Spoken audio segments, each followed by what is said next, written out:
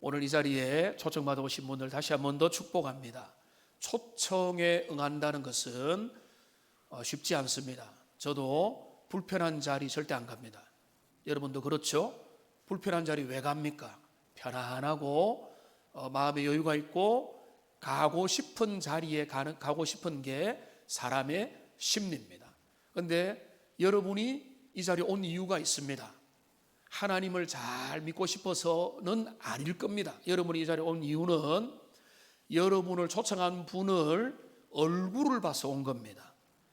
그분을 내가 좋아하고 그분과 가깝고 그분을 보니까 신뢰도 가고 그분을 보니까 나는 좀 내가 거절은 못하겠고 이런 가족, 이웃, 친구, 동료 이런 관계 속에서 이분이 내게 안 좋은 거를 부탁하지는 않을 건데라는 마음으로 이 자리에 오셨습니다. 그러니까 여러분들은 이 어려운 이 초청에 응해 주신 것만 해도 너무 잘한 겁니다.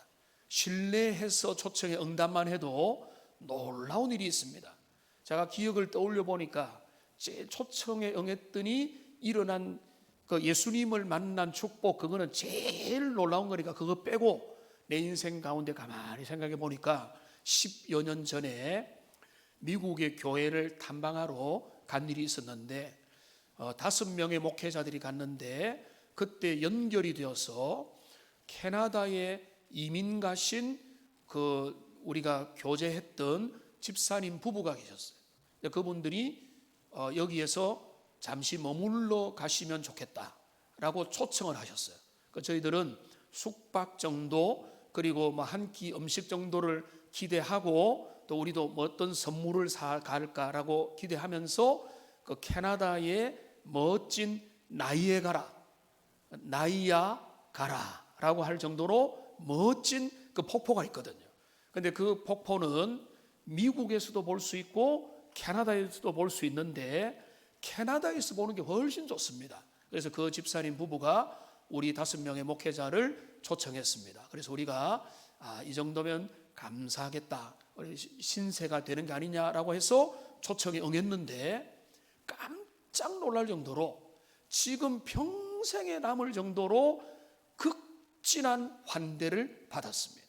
그러니까 2박 3일 정도를 보낸 거로 생각이 되는데 그 나이아가라 폭포의 모든 안내를 다 받았고 그리고 거기에 근처에 있는 아름다운 마을과 그 엄청난 호수와 주변에 있는 이야기들과 그 집에서 또 스테이크도 구워주시고 이 두 부부가 작정을 해서 완전히 그 우리 5명의 좀 연약 부족한 목회자들을 최선을 다해서 우리는 그저 약간의 신세를 좀 지면 좋겠다 하고 갔는데 너무나 융숭한 대접을 해줘서 참 몸둘 바도 모르고 감사를 표현하고 정말로 아름다운 교제를 나누고 돌아왔습니다. 지금도 10년이 훨씬 지난 일이지만은 그때 그 모습을 생각하면은 그 부부의 아름다운 섬김과 그 넉넉한 모습들, 우리는 그 귀한 초청에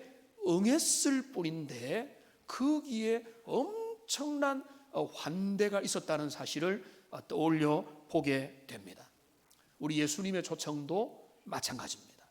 여러분이 여러분의 전도자, 인도자의 초청을 받아서 오늘 왔는데 예수님의 초청은 이 캐나다의 초청보다 훨씬 더 아름다운 것입니다. 왜냐하면 알고 보니까 별거 없네, 별 이야기가 없네, 나중에 손해만 보네, 이런 게 아니고 그 예수님의 초청을 여러분이 받고 마음을 열고 초청에 응답하기만 하면 예수님은요 우리에게 여러분이 생각했던 것 이상의 엄청난 것들을 우리 인생에 주십니다. 우리 집사님 간증하셨잖아요. 처음에 시부모님 잘 보이려고 그냥 사람들 사랑이 고마워서 몇 번 나와봤지만은 말씀이 들리고 하나님을 만나고 하나님의 은혜를 누리니까 이전에 몰랐던 행복, 그런 주님이 주시는 진짜 은혜와 평강을 누리게 되는 겁니다. 예수님을 열심히 믿는 사람들 왜 저렇게 열심히 믿나? 여러분, 그분들도 옛날에는 그냥 못 모르고 그냥 교회를 다니다가 하나님 만나고 예수님의 초청에 응하고 그 은혜를 깨닫게 되면서 이제는 놀라운 은혜와 생명과 그 기쁨을 누리는 그런 분들입니다. 제가 문제를 하나 내드리겠습니다. 문제를 여러분 속으로 대답해 보십시오. 이것은 무엇일까? 이것은 무엇일까? 이게 문제입니다.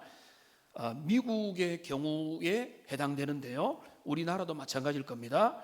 미국에서 이것 때문에 7천만 명 정도가 고통을 당하고 있고 매년 3만 8천 명 정도가 목숨을 잃습니다. 이것 때문에. 그리고 이것 때문에 매년 93조 원이 경제적 생산성 비용이 낭비가 됩니다. 이게 뭘까요? 10대들도 이것 때문에 고통을 받습니다. 연구에 따르면 미국의 10대들의 64%가 이것 때문에 학업 부진의 어려움을 겪고 있다, 이렇게 통계가 나와 있습니다. 중년에 들어서도 이것은 심각한 문제가 되는데요, 전문가들은 30대, 40대에 이 문제, 이것의 최악의 증상이 나타난다고 그렇게 말을 합니다. 노인들도 마찬가지입니다. 65세 이상의 노인 가운데 50% 정도가 이것의 영향을 받고 있습니다. 이것을 치료하기 위해서 치아 교정을 하기도 하고 허브차를 마시기도 하고 명상을 하기도 합니다. 이것은 무엇일까요? 속으로 대답을 하시면 되는데 이것은 뭔가 하면 불면증입니다. 현대의 미국 사회에 수많은 사람들이 불면증을 호소하고 그로 인해서 엄청난 고통을 경험하고 있습니다. 그런데 우리나라도 미국과 서구 사회와 우리나라 도시 문화가 거의 비슷하기 때문에 우리나라도 잠을 제대로 못 이루는 사람들이 엄청 많이 있습니다. 세계에서 가장 많이 팔리는 약은 뭔가 하면 안정제입니다. 안정제. 미국만 해도 하루에 30톤의 아스피린과 수면제와 신경안정제가 팔려 나가고 있습니다. 그래서 어떤 우리 독일에 거주하는 한국 철학자로 알고 있는데 그 철학자는 그 사회를 일컬어서 피로 사회다라고 이렇게 정의를 했습니다. 책의 제목이기도 합니다. 읽다가 중간에 좀 이렇게 아주 얇은 책인데요, 피로 사회. 그러니까 많은 사람들이 피곤합니다. 스트레스 받고 있습니다. 잠을 못 이룹니다. 여러 가지 관계들 가운데서 고통을 당하면서 힘들어하고 있습니다. 그러니까 어린아이도 피곤합니다. 유치원 다니는 아이들부터 너무 바빠가지고 힘들다고 말하는 사회가 우리 사회인 것입니다. 사실은 이 땅에 태어난 사람들은 저마다 행복할 권리가 있고 행복을 꿈꾸고 자유로운 삶과 정말로 만족한 인생을 모두가 꿈꾸고 사실은 그런 자격을 가지고 있는 겁니다. 행복을 찾고 싶고 행복한 삶을 누리고 싶어 하지 않는 사람은 아무도 없고 그렇게 돼야 되는데 현실은 그렇지 못한 것입니다. 인생의 무게에 눌려 있고 무거운 짐을 지고 있고 잠을 못 이루고 있고 불안하고 두려워하며 염려하고 온갖 스트레스와 질병에 노출이 되어 있습니다. 그런데 오늘날은 그게 더 심화되어 가지만 그러나 예수님 당시에 예수님 시대에 살아가던 그 사람들도 마찬가지였습니다. 그들의 삶은 고단한 삶이었습니다. 그들은 여러 가지 문제가 있었습니다. 자기 앞가림을 하는 문제, 먹고 사는 문제, 무엇을 먹을까, 어떻게 입에 풀칠을 하고 어떻게 살아갈까, 이런 삶의 곤경도 있었지만은 이스라엘 사회는 뭡니까? 종교적인 짐들도 많았습니다. 율법을 지켜야 되고 종교적인 행위를 해야 되고, 이슬람 사회는 지금도 하루에 3차례 5차례씩 뭐 딱 사이렌을 울리면은 저기 메카를 향하여 절을 하고 그 종교 행위를 하는 게 그들에게 기계적인 의식이 되는 것처럼 이스라엘에게도 율법의 조항들을 지켜야 되는 율법의 종교적인 짐들이 그들에게 있었고요. 그뿐만 아니라 이스라엘은 로마의 압제를 받는 피식민 국가였습니다.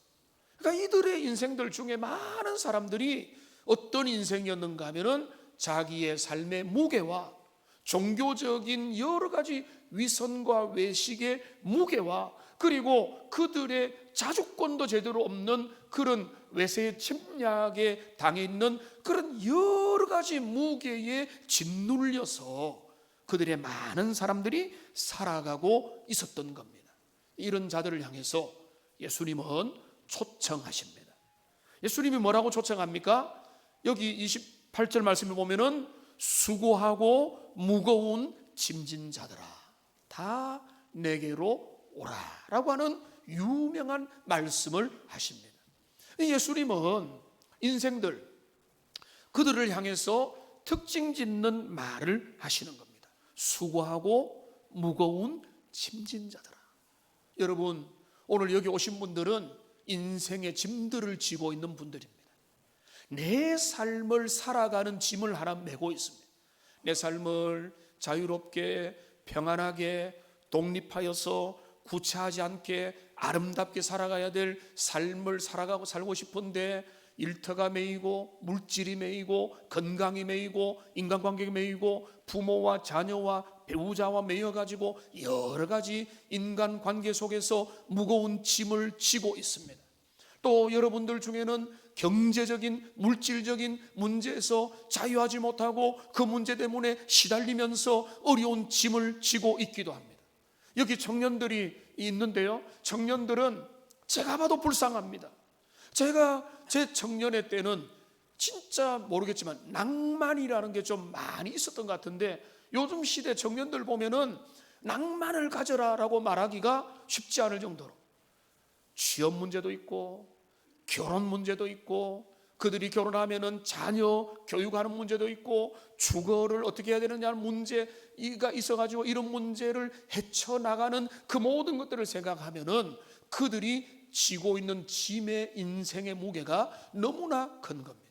그런 자들을 향해서 예수님이 말합니다. 수고하고 무거운 짐진 자들아 라고 우리 주님이 말씀합니다. 이런 자들에게 예수님은 뭐라고 합니까? 내게로 오라. 내가 너희를 쉬게 하리라. 한번 따라합시다. 쉬게 하리라. 쉬게 하리라. 쉬게 하리라. 자, 그런데 21절, 29절도 보세요. 29절에 보면은 나의 멍에를 메고 내게 배우라. 그리하면 너희 마음에 뭐죠? 쉼을 얻으리니. 예수님에게 가서 예수님의 초청을 응하면, 제가 그 집사님 부부의 초청을 응하니까 그분은 우리의 생각보다 훨씬 좋은 것들로 준비하고 있었던 것 그 이상, 만배 이상으로 예수님의 초청을 응하면 인생 바뀌는 거예요. 저는 일찍 예수님 만나서 그때부터 지금까지 내 인생은 흔들리지 않고 주님이 주시는 은혜와 평강과 자유와 기쁨과 행복으로 인생을 살아가고 있거든요. 문제 없는 게 아니에요. 문제는 항상 있습니다. 주변은 바뀌고 환경은 바뀌지만은 예수님 만나고 난 다음부터는 내 인생은 이제는 세상은 흔들리지만은 나는 주님이 주시는 쉼, 은혜, 만족을 누리면서 살아오고 지금도 있는 겁니다. 제가 재벌입니까? 제가 뭐 유명한 사람입니까? 그거 아니잖아요. 예수님 믿으니까 우리 집사님 고백한 대로 내 안에 계시는 주님이 내게 쉼을 주시고 평안을 주시고 은혜를 주시는 겁니다. 이 쉼이라는 거는 기독교 용어로 말하면 안식입니다. 안식, 평안입니다. 위로입니다. 힐링입니다. 그런데 우리가 사람들은 이런 쉼을 위해서 좀 먹고 살만하니까 사실은 생존의 문제가 해결이 안 되면요, 그런 데 관심이 없어요. 생존의 문제가 제 1차적인 본능이니까. 먹고 살만하지 않으면 먹고 사는데 그게 집중하기 마련입니다. 근데 우리 한국에 하나님이 은혜 주셔가지고 먹고 사는 문제가 어느 정도 해결이 되니까 이제는 어떻게 하면 다이어트 할까 하면서 이제는 뭔가 하면 어떻게 하면은 내가 쉼을 얻을까. 그래서 제주도 한 달 살기, 어느 지역에 한 달 살기, 이런 게 뭡니까? 쉬고 싶다는 거잖아요. 아무런 거 없고. 그래서 뭐 제일 인기 있는 프로그램 중에 저는 별로 안 보는데 나는 자연인이다. 산속에 들어가서 모든 관계를 차단하고 거기에서 막 이렇게 야채 먹고 농사하면서 정말로 온갖 스트레스에서 피하고 싶은 그런 마음들. 여행을 가는 것도 마찬가지고 맛있는 음식을 먹고 친구들하고 카페에서 시간을 보내고 하는 이 모든 것이 뭔가 하면 쉼에 대한 갈망이거든요. 그런 게 나쁜 게 아닙니다. 여러분 그런 것들을 정기적으로 가져야 되고, 여러분 일주일 동안에 7일 동안에 열심히 일만 하면요, 여러분 영혼은 피폐해질 수밖에 없어요. 쉬어야 됩니다. 그리고 그 쉼을 통해서 회복을 되고 잠을 통해서 휴식을 취해야 되고, 그래서 원기를 회복해서 세상을 살아가야 되는데, 문제는 뭔가 하면 이런 것들이 우리에게 영원한 지속적인 쉼과 평안을 줄 수 없다는 겁니다. 이런 것들 우리에게 진짜 만족이 되면 좋겠지만은, 여러분 쉬고 오면 어떻습니까? 더 피곤하고 또 일터에 가면은 다시 또 쉬고 싶고, 그러니까 이런 게 자꾸 반복되니까 나는 어떻게 하면은 젊은이들 꿈 뭡니까? 파이어족이 되었어. 빨리 은퇴해가지고 무조건 쉬고 싶다. 이런 게 젊은이들의 꿈이 되는 거예요. 왜냐하면 어느 곳에도 매이기 싫어. 왜냐하면 그 어디에 가든지 나는 내 어깨에 무거운 짐이 되기 때문에 그런 것입니다. 그런데 예수님의 초청은 다릅니다. 우리 예수님께로 가면 예수님께서는 우리에게 세상이 줄 수 없는 놀라운 안식을, 평안을, 쉼을 주시겠다, 이거를 약속하는. 자, 그런데 목사님 말이니까 뭐 고개를 들어서 듣고는 있지만, 예수님이 그걸 줄 수 있다는 근거가 뭡니까? 이 세상에 얼마나 많은 과장 광고들이 있습니까? 이 약을 먹으면 건강해진다, 이 병원에 가면은 다 낫는다, 이 지금 교재를 사면 제일 이해가 안 되는 게 이 책만 읽으면 한 달 만에 영어가 끝난대요. 그래서 제가 옛날에 책 많이 샀는데 그거 다 가짜입니다. 한 달 만에 영어가 끝나는 일은 없습니다. 우리는 그래서 세상에 믿을 사람, 믿은 존재, 믿을 단체가 별로 없다는 것을, 그래서 우리가 내가 육신이 약하면 그냥 병원을 좀 의지하고, 뭐가 약하면 어디에 의지하고, 이 정도지. 진짜 우리가 예수님께로 가면은 진짜 평안을 주고 진짜 쉼을 주고 진짜 은혜를 준다는데, 그 예수님의 말씀도 어떻게 믿느냐? 어떻게 예수님이 과장 광고가 아니냐라고 우리는 당연히 생각할 수가 있는 겁니다.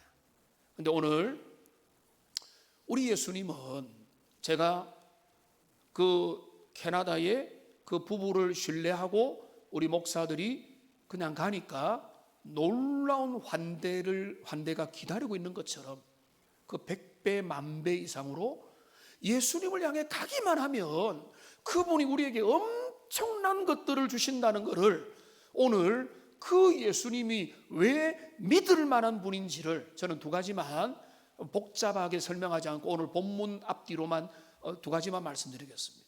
먼저 첫 번째로는 하나님 아버지와의 특수 관계인이기 때문에 그렇습니다. 27절을 보십시오. 27절을 보면은 예수님의 말씀입니다. 내 아버지께서 모든 것을 예수님에게 주셨으니. 여러분 이것을 주목해야 됩니다. 하나님께서 예수님에게 다 주셨습니다. 뭘 주셨다고요? 모든 것을 주셨어요. 예수님을 믿는 분들은 압니다. 이 모든 것은 뭔가 하면 하늘에 있는 것과 이 땅에 있는 것과 이 생의 것들과 죽음 이후의 모든 것들을 예수님에게 주셨고, 예수님은 어떤 분인가 하면은 예수님은 천하 대권을 지신 분이십니다. 그러니까 예수님은 그저 착한 분, 그저 우리에게 좋은 말을 던져주는 분이 아니고 예수님은 하늘과 땅의 모든 좋은 것들을, 우리가 도무지 이룰 수 없는 것들도 다 가지신 분인 겁니다. 그러니까 27절 뒤에 보면은 아버지 외에는 아들을 아는 자가 없고 아들과 또 아들의 소원대로 계시를 받은 자 외에는 아버지를 아는 자가 없느니라. 아버지께로 가는 길은 오직 그 아들 예수 그리스도에게 있고, 그분을 따르고 그분을 믿고 그분에게 배울 때 그분에게서 모든 좋은 것들이 흘러나오는 겁니다. 제가 좋아하는 구절이 있거든요. 골로새서 2장 3절입니다. 같이 한번 읽어보겠습니다. 그 안에는 지혜와 지식의 모든 보화가 감추어져 있느니라. 그는 누군가 하면 예수님이에요. 예수님 안에는 모든 지혜와 지식의 보화가 그분 안에 감춰져. 저는 이거를 묵상해 보면 너무 놀라요. 이거는 뭔가 하면 예수님은 금광입니다. 금광. 근데 이거는 천년 만년 캐내어도 고갈됨이 없는 금광 되시는 분이 예수님이에요. 이분에게로 가기만 하면 그분에게서 뭐가 나오는가 하면은 지혜가 나오고 지식이 나오고 은혜가 나오고 분별력이 나오고 사랑이 나오고 평안이 나오고 용기가 나오고 충성이 나오고 모든 좋은 것들이, 그러니까 세상이 줄 수 없는 순간적인 안락과 순간적인 쾌락과 일시적인 만족과 그냥 육신의 회복이 아니라 우리의 육신과 영혼이 그 주님 안에 있을 때 진짜 행복과 만족을 주는 그 은혜가 우리 예수님에게 있는 줄로 믿습니다. 여러분이 그거를 지금은 잘 모르게 그분에게 가기만 하면 돼요. 있는 모습 그대로 그님 앞에 가면은 예수님은 그 모든 좋은 것들을 우리에게 부어주시고 은혜 주시고 하는 분인 겁니다. 근데 그분이 주시는 것 중에 또 좋은 게 있습니다. 오늘 주제와 관련해서 예수님은 세상이 줄 수 없는 참된 평안을 주십니다. 불면증, 스트레스, 불안함, 염려, 건강에 대한 걱정들, 물질에 대한 어려움들, 미래에 대한 걱정들, 세상 사람들 거기에 둘러싸여 있거든요. 그런데 예수님은 우리에게 뭘 주시는가 하면 이 세상이 줄 수 없는 진짜 평화와 피스, 샬롬을 우리에게 주시는데, 요한복음 14장 27절에 보면 이렇게 말합니다. 평안을 너희에게 끼치노니 곧 나의 평안을 너희에게 주노라. 나의 평안은 예수님의 평안. 예수님의 평안을 너희에게 주노라. 내가 주는 평안은 우리 집사님이 받았고 제가 받았고 믿음의 사람들이 모든 예수님을 믿는 자들이 받았던 그 평안은 뭐라고 했습니까? 세상이 주는 것과 근본적으로 다르다는 거예요. 자고 나면 없어질 그런 게 아니에요. 휴가를 가져오면은 다시 갈급해하는 그런 게 아니에요. 영원히 메마르지 않는, 영원히 그 속에서 계속되는 진짜 평안을 주는 겁니다. 이 평안이 우리 모두의 있기를 주님의 이름으로 축원합니다. 그걸 기대하면서 오늘 여러분들 오셨으니까 함께 이 찬양을 같이 좀 부르면 좋겠습니다. 서로 축복하면서 평안을 너에게 주노라 라고 하는 이 찬양인데요, 너무 쉬운 찬양이에요. 친절하게 악보도 나와 있습니다. 우리 한국 분들은 노래를 너무 잘 불러요. 그래서 여러분 금방 따라 부를 수 있을 건데, 한번 처음에는 그냥 부르고 두 번째는 같이 축복하면서 이 찬양을 부르겠습니다.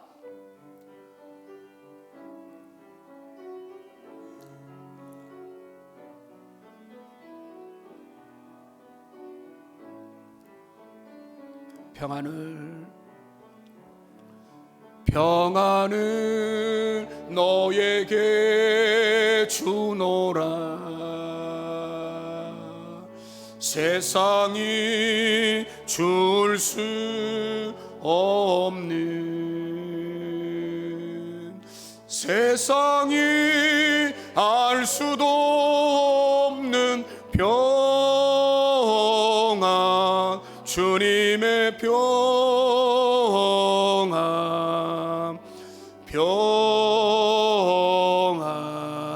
평안을 내게 주. 우리 손을 벌려서 옆에 있는 분들 축복하면서 평안을 너에게 주노라. 세상이 줄 수 없는, 세상이 알 수도 없는 평안, 주님의 평안, 주님의 평안, 평안을 내게 주노라. 마지막으로 사랑을 너에게 주노라. 사랑을 너에게 주노라. 세상이 줄 수 없는, 세상이 알 수도 없는 사랑, 주님의 사랑, 주님의 사랑, 사랑을 내게 주노라. 서로 축복하겠습니다. 얼마 전에 이런 경험을 했습니다. 한 번씩 아주 자주는 아니지만은 간간히 하나님이 은혜 주실 때 어떤 경험을 하는가 하면, 설교를 준비하다가 설교 준비에 어울리는 분을 만나게 하세요. 이야기를 듣게 하세요. 사실은 어제 우리 성도님 한 분을 만났습니다. 길 가다가 만났어요. 아내 심부름하러. 저도 아내 심부름합니다. 아내 심부름하러 딱 가다가 만났는데 그분이 너무 환한 얼굴로 얼굴을 만났어요. 그래서 이야기를 거리에서 한 5분 10분을 나누는데, 이분이 한 몇 년 전에 결단하고 주님께 나와서 예수님을 잘 믿고 계시는데, 이분이 뭐라는가 하면은, 목사님 너무 늦게 예수님 믿은 것 같아서 아쉽습니다.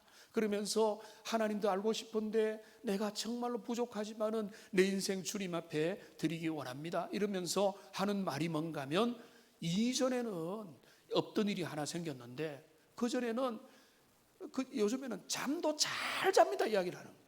제 설교 주제가 이거잖아요.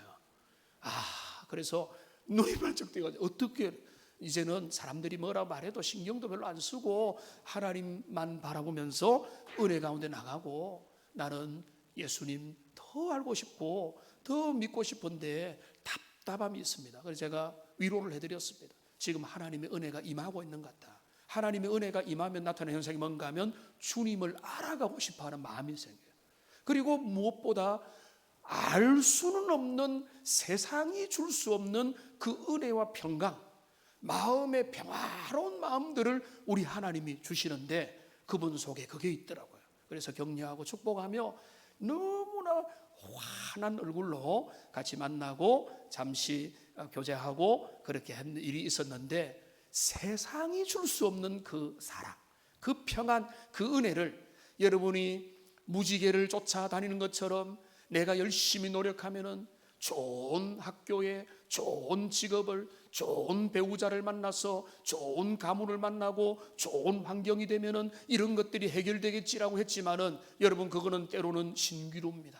내가 그거 붙잡으면은 내가 내 인생 행복해질 거라고 여겼는데 거기에 우리의 진정한 평안은 없는 겁니다. 그러니까 우리 주님이 주시는, 우리 주님은 그런데 말씀합니다. 내게로 오면 내가 너에게 세상이 줄 수 없는 놀라운 그 쉼과 평안을, 안식을 너에게 주겠다. 제가 첫 번째 이야기했거든요. 이게 뭔가 하면, 예수님을 왜 믿을 수 있는 분이냐? 첫째는 그분은 천하대권을 지니신 분이다. 모든 걸 줄 수 있는, 여러분 목사는요 여러분에게 줄 수 있는 거 별로 없어요. 하나님의 말씀을 대신 전할 뿐이지 저한테 돈 내놔라, 감 내놔라, 지혜 내놔라 제가 드릴 수 없어요. 근데 우리 예수님은 달라. 예수님은 우리에게 그분을 믿고 의지하면은 우리에게 모든 좋은 것을 주실 수 있는 줄로 믿습니다. 그러니까 그 능력을 지니신 분이라는, 그분에게 가는 거예요. 그런데 두 번째 중요한 게 뭔가 하면, 이 능력을 지닌 분을 왜 우리가 믿고 따라야 되는가 하면, 이분이 어떤 분인가 하면은 오늘 29절을 보세요. 앞에 있는 것만 보면 됩니다. 나는, 한번 따라하세요. 마음이 온유하고 겸손하니. 여러분, 이거는요, 세상에서는 있을 수 없는 일입니다. 전능하신 분이 겸손하시대요. 이거는 없어요. 전능하면은 전능한 값을 하게 돼 있습니다. 재벌이든 능력 있는 권세자든 어떤 힘 있는 자든 유력한 자라도 그가 유력하면 주변 사람 다 차단해요. 이제는 자기의 성벽을 만들고 누구도 그 가까이 오지 못하게 만들고 그 모든 사람들에게 갑질을 하는 게 세상의 원리입니다. 예수님은 놀랍게도 그 천하 대권을 지니신 예수님이 어떤 분인가 하면 마음이 겸손하고 온유하시다. 그분은 부드러운 분이세요. 그분은 우리의 상한 마음과 우리의 곤고한 상황과 여러분의 지르고 있는 짐들을 모른 척하고 너 잘못 때문에 고생하는 거잖아. 너의 고생은 내 알 바 아니고 나는 잘 먹고 잘 산다. 나는 하늘에서 나의 영광만 받으면 된다. 나는 원래 전능한 하나님이다. 이거로 끝내는 게 아니라 우리를 그 연약한 마음을 보시고 여러분의 상한 마음을 주님께 가져가기만 하면 우리 주님은 어떻게 하시는가? 여기 말씀을 보겠습니다. 마태복음 12장 20절 말씀을 보십시오. 같이 한번 읽어보겠습니다. 상한 갈대를 꺾지 아니하며 꺼져가는 심지를 끄지 아니하기를 심판하여 이길 때까지 하리니. 우리 주님은 이 땅에 오셔서 그 모습을 보여줬습니다. 연약한 자들, 피곤한 자들, 인생에 소망이 없는 자들, 세상에서 희망을 잃어버리고 이 땅에서 무지개를 찾다가 절망한 사람들에게 친구가 되시고 낮은 자리에 오시고 고난을 당하시고 그들이 풀지 못하는 문제를 위해서 스스로 낮아지셔서 그 모든 고난을 당하시고 십자가에 달려 돌아가심으로 말미암아 우리를 향해서 초청을 하시고 문을 열어주신 겁니다. 세상에 정말로 지혜로운 세종이라든지 위대한 왕들이 있습니다. 통치자들이 있습니다. 그들이 변장을 해서 시장통에 가서 평민들의 이야기를 듣는 일은 있으나 스스로 하늘의 영광을 버리고 저 낮고 낮은 우리의 땅에 오셔서 죄인들의 모든 곤경의 문제를 직접 보고 확인하고 그 문제를 해결하기 위해서 십자가에 달려 돌아가시는 분은 세상에 없는 겁니다. 그러니까 우리가 그분을 믿고 의지할 수 있는 이유는 멀리 갈 것도 없이 두 가지가 있는 거예요. 이분은 절대 권력자인데 이분은 한없이 부드러운 분이고 자비로운 분이고 은혜로운 분이기 때문에 한 가지만 하시면 되는 거예요. 그게 뭡니까? 그분께 마음 열고 가면 되는 겁니다. 오늘 초청받은 분들이 그런 마음을 여는 역사가 성령께서 허락해 주시기를 주님의 이름으로 축원합니다. 그런데요, 여러분, 이미 절반의 성공입니다. 왜냐하면 이 자리에 오셨기 때문에. 그런데 왜 절반의 성공이냐? 오늘 우리 집사님 간증을 들어본 것처럼 교회 나온다고 예수님 만난 것은 아닙니다. 그거는 이 꼴이 아닙니다. 교회를 나와서 말씀을 듣다 보면 말씀이 들리고 어느 순간에 성령님께서 우리의 마음을 변화시키고 마음이 변화되면은 내 인생의 진짜 주인을 바꾸게 되는 역사이다. 나는 내 인생의 선장이 나라고 여겼는데 이제는 내가 아니라 예수님을 나의 주인으로 모시고 하나님을 예배하는 믿음의 사람으로 바뀌게 되는 거예요. 근데 그 일이 오늘 이 자리에서 일어날 수도 있어요. 저는 그 일이 일어나기를 소망합니다만, 그러나 오늘 이 자리에뿐만 아니라 여러분이 예배를 꾸준히 오셔야 되는 이유는 뭔가 하면 어느 순간에 성령께서 여러분의 마음을 움직여줘야 되는 거예요. 가장 움직이기 힘든 게 뭡니까? 그거는요, 다른 게 아니에요. 물리적인 어떤 게 아니에요. 마음이에요. 이 마음은 오직 하나님께서 은혜를 주시고 성령께서 말씀을 통해서, 특별히 하나님이 믿음의 사람을 어떻게 찾으시는가 하면, 여러분, 교회가 전도주의를 하는 이유가 바로 그겁니다. 전도하는 이유는 하나님의 전도자를 통해서 교회로 와서 말씀을 듣고 말씀 앞에 반응해서 성령께서 은혜를 주시면 그가 이제 깨달아지고 이치를 알게 되고 마음으로 수긍이 되고 내가 죄인임을 고백하며 주님 앞에 믿음의 그 길을 떠나게 되는 것입니다. 그래서 이제 우리에게 필요한 것은 바로 주님께 가는 일인 겁니다. 예수님이 말씀하시죠. 수고하고 무거운 짐 자들아 다 내게로 뭐죠? 오라. 그런데 여기서 저는 이런 묵상을 해봅니다. 예수님이 이렇게 말씀하지 않습니다. 너 술, 담배 끊고, 너 죄악들 다 끊고, 너 세상의 살이에 그 분주함과 이런 거 다 정리하고 내게로 오라고 말씀하지 않았어요. 우리 주님이 오라는 거는 있는 모습 그대로. 너가 경건하냐? 오라. 너가 착하냐? 오라.